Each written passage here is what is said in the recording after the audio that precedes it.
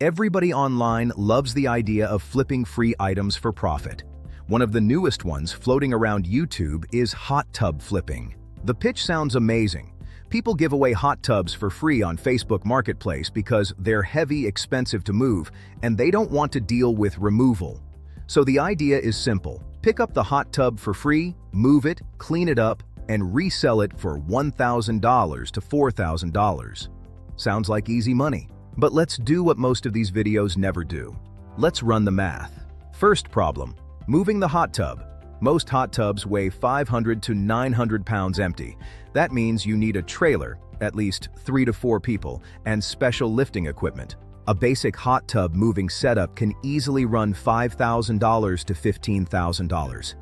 Now add transportation, fuel, labor, equipment wear, and time. Even if the hot tub is free, moving it could cost $150 to $400 per job. Second problem, repairs.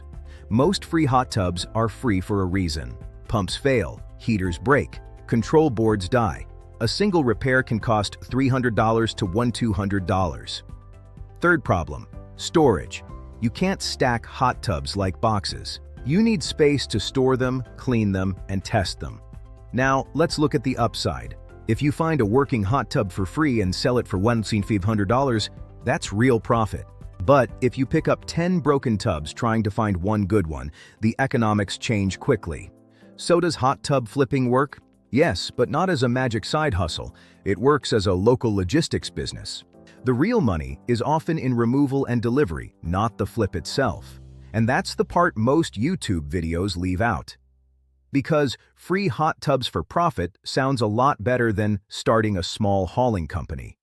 That's the reality check. Would you try this business? A. Flip hot tubs. B. Charge for hot tub removal. C. Do both. Curious what people would actually try.